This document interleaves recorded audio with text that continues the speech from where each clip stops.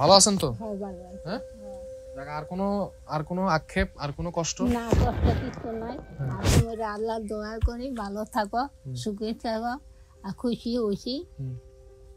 আচ্ছা যাক, আর যদি কোনো কষ্ট থাকে, কোনো অভিযোগ থাকে আমারে জানাবেন, জিলানিরে জানাবেন। না, আমারে কিছু বলবেন। কষ্ট নাই। এই একটা ঘরের কষ্ট করছি। যা ঘরের একটা কষ্ট ছিল, ওই কষ্টটা দূর হইছে হ্যাঁ। ইনশাআল্লাহ। হ্যাঁ, যাক, তাহলে ভালো থাকেন। হ্যাঁ ভালো থাকো, তুমি ভালো থেকো আর খুশি আল্লাহ ভালো রাখবো তুমি। আর আমার চেয়ে বেশি যারা এই মানুষজন, এই যে এক ব্যক্তি প্রায় আপনাকে 33,000 টাকা মতো একাই পাঠাইছে, হ্যাঁ, তো সে তার জন্য দোয়া করেন। এমনকি যে 10 টাকা পাঠাইছে তার জন্য আপনি দোয়া করুন, তাই না? হ্যাঁ, দোয়া করুন না, সবে দোয়া করুন। ঠিক আছে, তাহলে দোয়া করেন, ভালো থাকেন। আর কোনো বিপদ আপদ কোনো কিছু হলে আমাকে জানাবেন। আর আমি যাওয়ার আগে বাজারে টাকা দিয়ে যাবো। আর এই আপনি মাছ কিনেন না কেন? আপনি না, মাছ কিনি খাই না, কাইলা খাইছি মাছ, কাইটা খাইছি। না 3,000 টাকা আছে, এটা ধরেন, এটা দিয়ে আপনি বাজার করে খাই, ঠিক আছে? ঠিক আছে। আর মেয়ে জামাইদেরকে দাওয়াত দেন না, খাওয়ান, নতুন বাড়ি দেখান, ঠিক আছে? কারেন্ট আনিলে তার নাই, তার ওইটা আচ্ছা, হ্যাঁ ওইটা বানায় এরপরে দাওয়াতটা দেন, বাজার টাজার করে এই টাকা দিয়ে বাজার করে খাওয়ান, নিজেও খাইন। হ্যাঁ ঠিক আছে, ভালো থাকেন।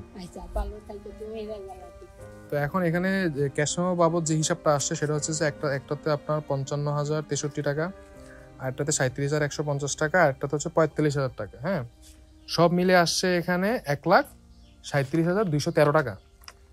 এখানে 15,000 টাকা অলরেডি মিস্ত্রি খরচ আছে, তো আরো 15,000 টাকা অ্যাড হবে, কারণ ওদের মিস্ত্রি খরচ ছিল 30,000 টাকা, মোট 30,000 টাকা। তাহলে মোট হইলো 1,52,200 নাকি 1,52,213 এরকম সামথিং, মানে 1,52,000 টাকায় ধরলাম। তো এই বাবদ ধরেন 1,52,000 টাকা খরচ হয়েছে। আমার কাছে আছে কত 50,000 টাকার মতো। তো এখন এই 50,000 টাকা দিয়ে আমি কি করব? না, আসুন, আপনারা আমার পিছনে একটা মসজিদ দেখতেছেন। এই মসজিদটার বয়স যদি আমি বলি অলমোস্ট 50 বছর।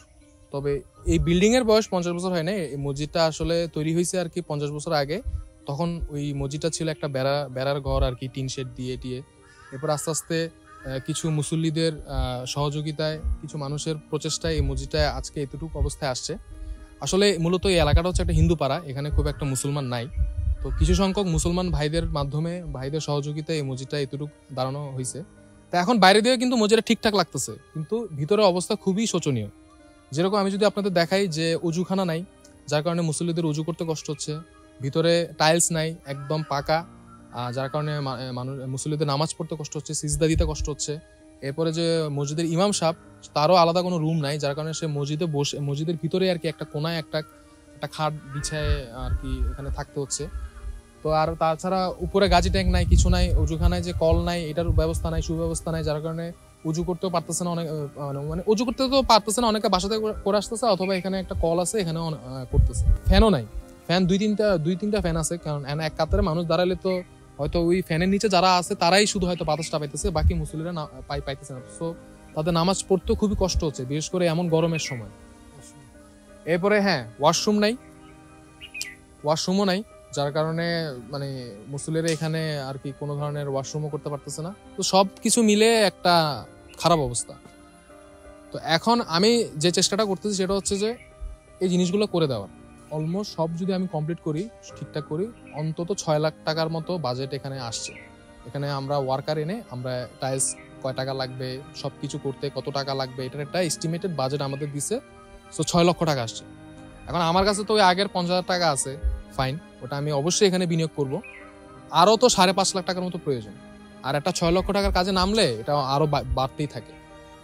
তো এখন আমি আপনাদের এগুলো কেন বলতেছি, যদি আপনারা চান এই মহান কাজে আপনারা শরীক হইতে পারেন, কারণ আপনারা জানেন যে আপনারা যদি এই কাজটাতে ইনভেস্ট করেন বা বিনিয়োগ করেন, তাহলে কাল কিয়ামত পর্যন্ত এই মসজিদে নামাজ হবে, মুসল্লিরা নামাজ পড়বে, অবশ্যই আপনি এই সওয়াবের ভাগ পাবেন, তাই না?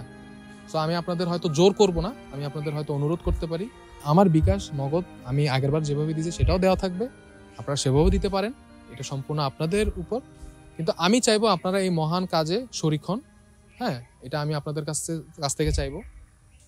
তো ভালো থাকবেন, পরবর্তী আপডেট এটা বানানোর পরে দেখানো হবে। ধন্যবাদ।